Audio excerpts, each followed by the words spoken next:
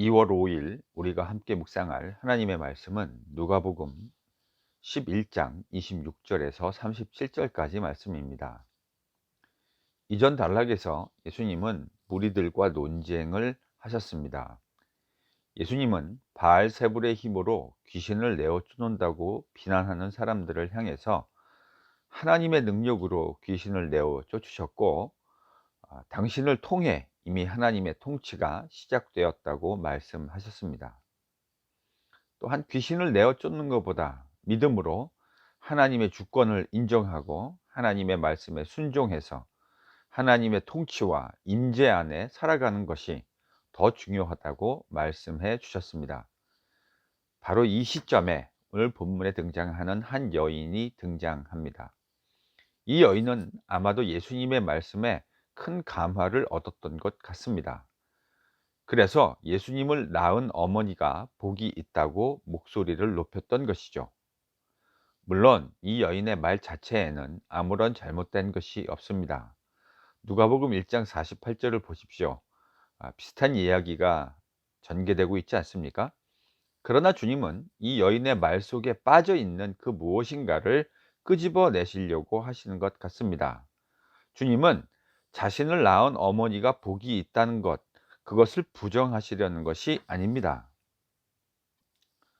도리어 주님은 진정한 복이 무엇인지를 말씀해 주시려는 것이죠. 그 진정한 복이란 자신을 통해서 선포되고 있는 하나님 나라의 말씀을 듣고 그것을 지키는 자가 되는 것, 바로 그것이 복이라는 이야기를 하시고 싶은 겁니다.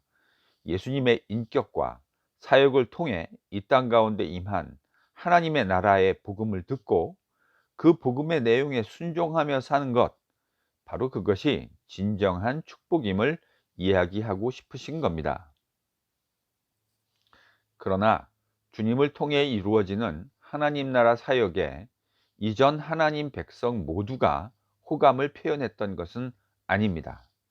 주님은 이 세대가 표적을 요구한다 말씀하시면서 자신을 통해 이루어지고 있는 하나님의 사역에 대해서 비호의적인 태도를 견지하는 사람들을 언급하십니다. 바로 직전에 실제로 주님께 표적을 구하는 사람들이 등장했었죠. 그들이 요구하는 표적은 주님의 메시지와 사역에 대한 어떤 증명을 요구하는 것으로 보입니다. 눈에 보이는 증거를 요구하는 무리들의 요구를 우리 주님은 매우 단호하게 거부하십니다. 왜냐하면 표적을 요구하는 것이 곧 믿음에 근거한 것이 아님을 주님이 확실히 아셨기 때문입니다. 사람들의 마음을 꿰뚫어 보시는 주님은 그들을 악한 세대라고 칭하하셨습니다.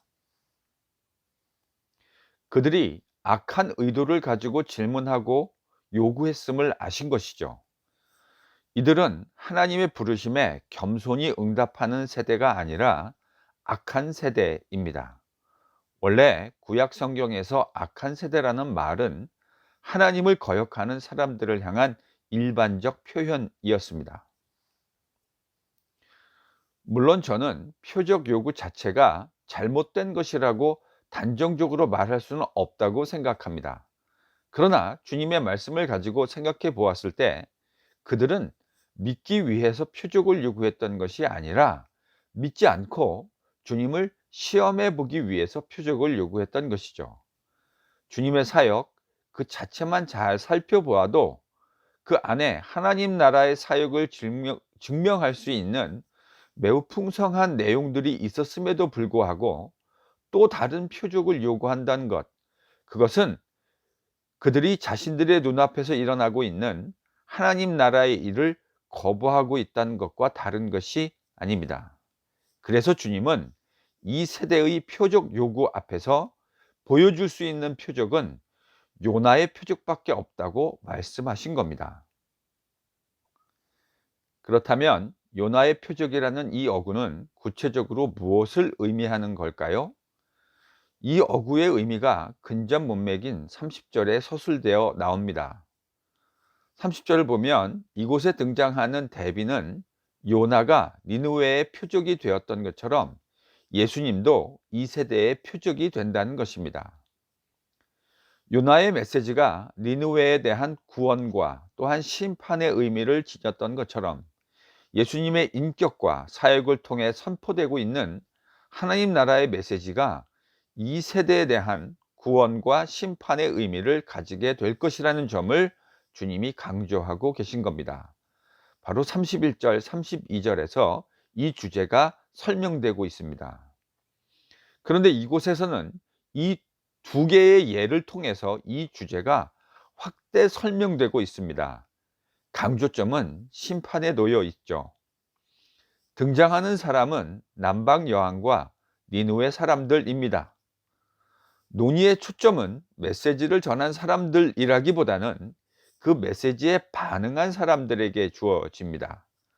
주님은 이 예를 통해서 이 악한 세대가 예수님에게 보인 반응과 과거 이방인들이 솔로몬과 요나에게 보인 반응을 대조하고 계십니다.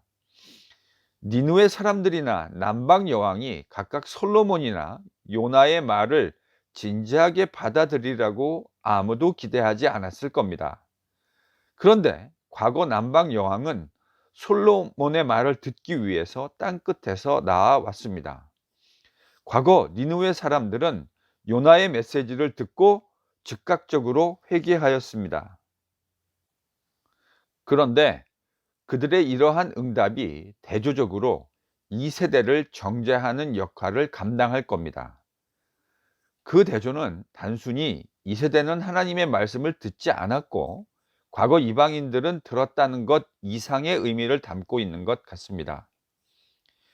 이 세대의 죄는 그들이 구약의 선지자나 지혜로운 자보다 더 크신 분을 거절하였다는 데 있습니다. 하나님의 나라를 이 땅에 가져오신 예수님의 구원 메시지를 거부하는 자들, 그들은 심각한 심판 아래 놓여 있게 된다는 것, 바로 이것이 주님이 말씀하고 싶으신 겁니다. 과거 이방인들은 하나님이 보내신 메신저의 이야기를 듣고 다 회개했습니다.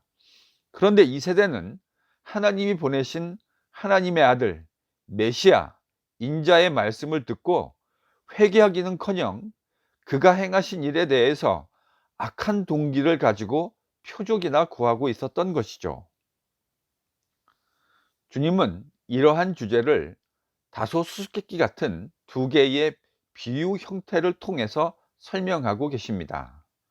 어느 누구도 등을 켜서 스탠드 아래 두지 않는다. 그 이유는 들어가는 사람들이 빛을 보기 위해서이다. 사실 똑같은 비유적 표현이 마태복음에도 등장하지 않습니까?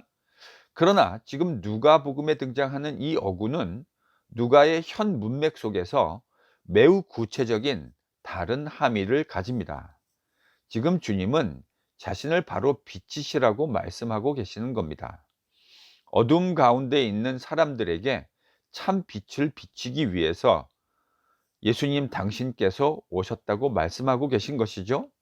연이어 등장하는 당신의 눈은 몸의 등불이다 라는 이 표현을 통해서 주님은 빛이신 주님을 바라보는 사람들의 그 시각, 즉 시선을 강조하고 계십니다. 주님은 빛이신 자신과 자신의 말씀이 사람들의 삶을 두루 비추고 있는지를 질문하고 계신 겁니다. 주님의 말씀의 빛이 사람을 밝히면 이 사람은 조금도 어두운 데가 없을 것이고 온전히 밝은 삶을 살게 될 것이라 말씀해 주고 계신 겁니다. 다소 수수께끼 같은 주님의 이 말씀들은 이 세대가 주님을 향해 거부하고 있다라고 하는 이 구체적인 문맥 속에서 분명한 의미를 가지게 되는 겁니다. 하나님의 나라를 이 땅에 가져오신 빛이신 우리 주님을 거부하는 자는 분명히 어두움에 거하게 될 것이고 그와 그 메시지를 받아들이는 자는 빛 가운데 거하게 될 것이라는 말씀입니다. 저는 오늘 본문의 말씀을 통해서 세상을 바라보시는 주님의 그 안타까운 시선을, 마음을 잊지 않을 수가 없습니다. 또한 동시에 주님이 말씀하시는 진리를 다시금 마음에 새기지 않을 수가 없습니다. 우리 주님은 하나님 나라의 통치를 이 땅에 가져오신 분이십니다. 그 통치 아래 거하면 모든 어두움이 물러가고 빛 아래 거하게 됩니다. 사랑하는 성도 여러분, 또 말씀의 사역자 여러분, 왜 우리 인생에 고통이 또 어두움이 있습니까? 주님의 말씀의 빛이 온전히 우리의 삶을 두루 환하게 비추고 있지 않기 때문입니다. 우리가 이 사실을 어떻게 거부할 수 있겠습니까? 여러분, 어두움을 이기는 유일한 비결은 빛을 비추는 겁니다. 제 아무리 칠흑 같은 어두움이 있다 하더라도 빛이 비추이기만 하면 그 칠흑 같은 어두움은 반드시 물러가게 되어 있습니다. 주님이 가르쳐 주신 하나님 나라의 말씀이 바로 빛이며 정답입니다. 사랑하는 성도 여러분, 또한 말씀의 사역자 여러분, 정말로 주님이 가르쳐 주신 하나님 나라의 말씀이 빛이요 또한 정답이라고 믿고 있습니까? 정말로 어두움을 몰아내는 것이 빛이신 주님의 말씀뿐이라고 믿고 있습니까? 그렇다면 이 코비드-19이라고 하는 엄중한 시대를 지나가며 자꾸 우리 인생에 조미료 치며 승부하려 하지 말고 진리요 빛이신 주님의 말씀으로 진짜 승부, 진검승부를 펼치겠다고 하는 결단이 새로워지는 아침이 될 수 있기를 바랍니다. 주님이 그 우리의 결단을 기뻐해 주시고 축복해 주시리라 분명히 믿습니다. 주님이 우리와 함께 하시며 빛 가운데로 인도해 주실 겁니다. 이 말씀의 결단이 새로워지는 조국 교회와 성도들이 되실 수 있기를 이 아침 간절히 축복하며 기도합니다.